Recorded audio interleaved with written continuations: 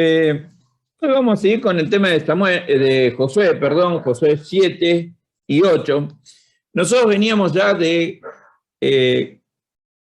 leer y reflexionar sobre la conquista de Jericó. Jericó es la primera ciudad que conquistan, era la puerta de entrada, era una ciudad que destruyen, eliminan por completo, la arrasan. De hecho, Josué hace una maldición y ahora van a unos kilómetros, se encuentran con la segunda ciudad que van a conquistar, o por lo menos la segunda ciudad que menciona la Biblia que van a conquistar, ¿no?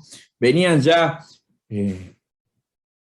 después de 40 años en el desierto, vienen sumando un par de victorias, ¿no? Y vienen embalados en esa línea, pero el capítulo 7 es como que hace un corte en el primer versículo y dice, sin embargo, como diciendo, bueno, venían bien, pero sin embargo, los israelitas desobedecieron al Señor, conservando lo que él había decidido que fuera destinado a la destrucción, pues Acán, hijo de Carmi, nieto de Sabit, bisnieto de Sera, guardó para sí parte del botín que Dios había destinado al exterminio.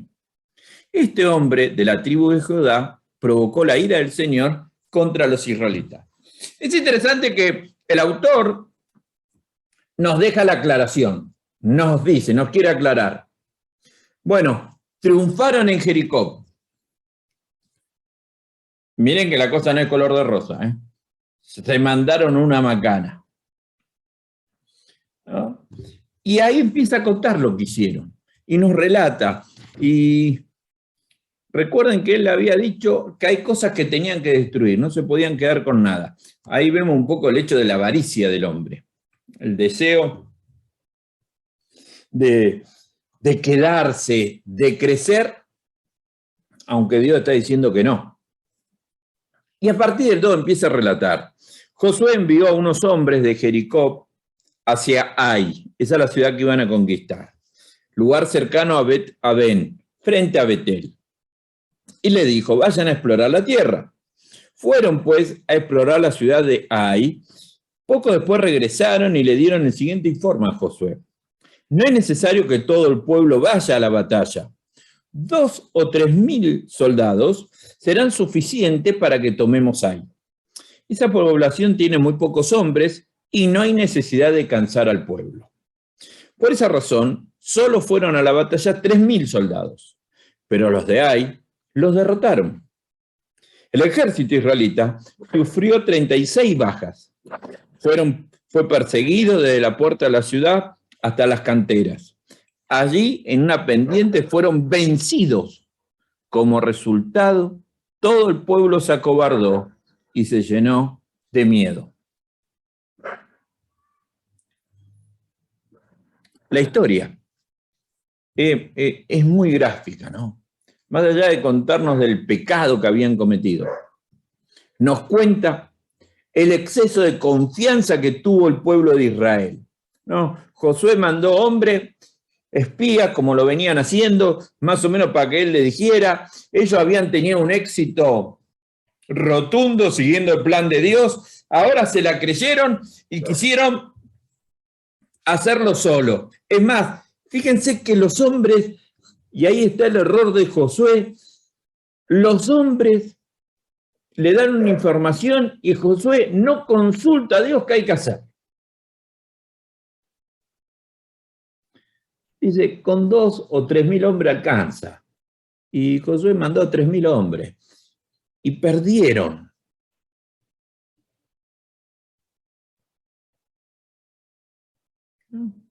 Perdieron, les fue mal. Dice que de hecho el pueblo se acobardó y se llenó de miedo, como algo, ya tenían miedo de seguir. El mismo pueblo que había visto caer las murallas de Jericó, el mismo pueblo que había cruzado el río Jordán. Sí, usted puede decir, pero también cruzaron el Mar Rojo. Sí, pero estos no habían nacido cuando cruzaron el Mar Rojo, muchos de ellos. Ahora estamos enfrente de un pueblo que había visto en ese corto tiempo grandes milagros. Dice que se acobardó y se llenó de miedo. muchas veces en nuestra vida. Nuestro exceso de confianza en nosotros mismos, en nuestras habilidades, en nuestras cosas, en nuestras potencialidades, en lo que podemos hacer, en nuestro dinero o en nuestro nombre, en nuestra experiencia, hace que tengamos este exceso de confianza y nos olvidemos de consultar a Dios y generalmente nos va mal.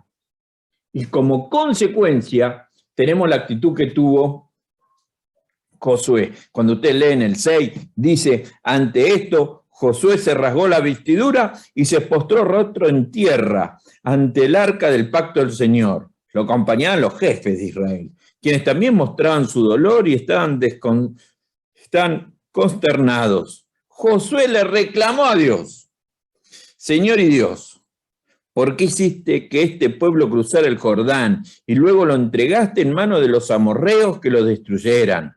Mejor nos hubiéramos quedado del otro lado. Dime, Señor, ¿qué puedo decir ahora que Israel ha huido de sus enemigos? Los cananeos se enterarán y llamarán a los pueblos de la región, entonces nos rodearán y nos exterminarán. ¿Qué será de tu gran prestigio? No, fíjense, hasta ahora, vuelvo a decir, recuerden el versículo 1 que dice que el pueblo de Israel había pecado. Hasta ahora ellos no hacen un análisis de su situación, mandan espías, se confían, pierden, y en vez de Josué preguntarse qué pasó, lo primero que hace es echarle la culpa a Dios. Reclamarle a Dios, ¿por qué permitís que hagas esto? ¿No? Actitud que tenemos muchas veces nosotros. Actitud de reclamo a Dios, de queja ante Dios, de decir que los planes de Dios están mal. De hecho, Josué empieza a tomar la actitud que tenía el pueblo cuando estaban en el desierto y que seguramente tenía en ese momento, diciendo, mejor nos hubiéramos quedado en el pasado, nos hubiéramos quedado allá. ¿Por qué nos haces vivir esto? ¿Por qué nos haces que nos vamos a destruir? Tiene una visión negativa de la vida. De hecho, dice, no, los cananeos se enterarán y llamarán a los pueblos de la región, entonces nos rodearán y nos van a destruir. ¿Sí? Venían de victorias, un fracaso, dice, todo está mal, es un desastre.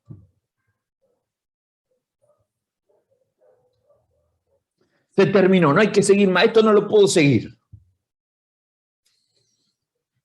A veces tenemos esa actitud en la vida. Cuando nos cuesta algo, se nos es difícil. Cuando las cosas no salen como nosotros esperábamos, en vez de consultarle a Dios, empezamos a hacer los análisis, ¿por qué pasó esto? ¿Por qué Dios permite esto? Todo va mal, vamos a terminar mal, es un desastre. Interesante la respuesta de Dios. El Señor le contestó, levántate, ¿qué haces allí postrado? Lo miró como diciendo, ¿qué estás haciendo? ¿No? Sí. ¿Por qué estás teniendo esta actitud? Dice, che, yo no los dejé. Dice, los israelitas han pecado y han violado la alianza que concerté con ellos. Se han apropiado del botín de guerra que debía ser destruido y lo han escondido entre sus posesiones.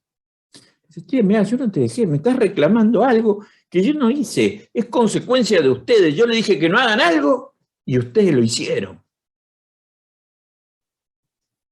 También nos tienen que llamar a la reflexión. ¿Cuántas veces las cosas que nos pasan no son culpa de Dios, son por errores personales? En ese momento relata el capítulo 7, que nosotros no vamos a leer.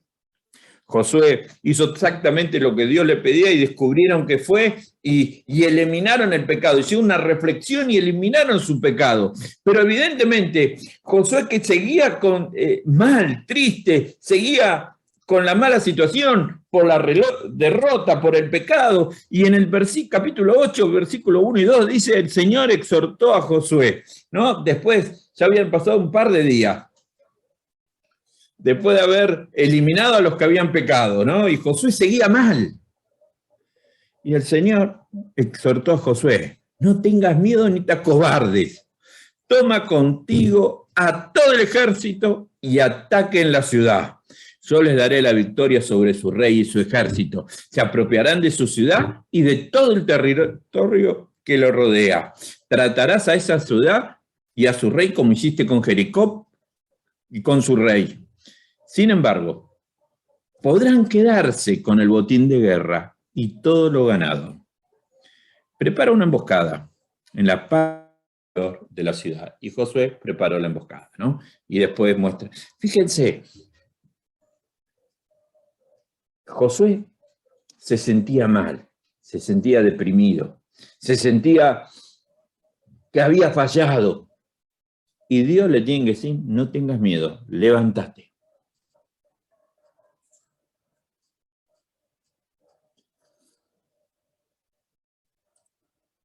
Y le hace simple la tarea. No vaya con 2.000 o 3.000 hombres, anda con todo el ejército, porque van a ganar. Y ahí se ve la actitud de Dios de dar siempre segunda oportunidades. Porque Dios es claro en las órdenes. Dios es claro y firme en las órdenes. Y se da cuenta que está tratando con hombres. Pero siempre hay una oportunidad. Siempre hay una oportunidad para que sigamos adelante. Siempre hay una oportunidad para que podamos conquistar lo que Él nos propone. El tema es si nosotros aceptamos la oportunidad. Porque para Josué aceptar la segunda oportunidad, se tenía que levantar y dejar de tener miedo al fracaso y volverlo a intentar.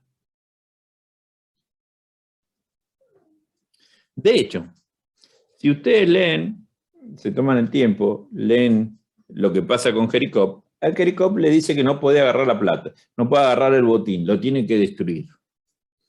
Y en ahí dice, quédense con el botín. Si el problema va a ser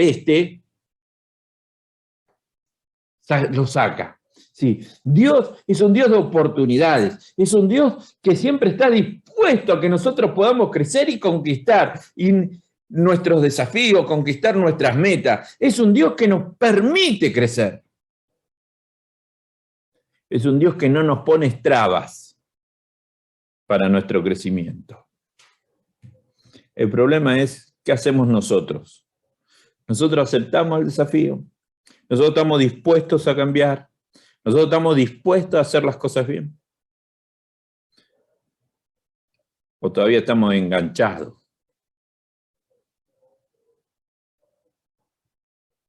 Nos quedamos tirados en la queja, protestando. Dios es un Dios de segunda oportunidades. Él espera que nosotros reflexionemos y veamos si nos equivocamos o no. Pero nos sigue dando oportunidades. Nos sigue dando esa posibilidad para que sigamos adelante. Dios quiere conquistar,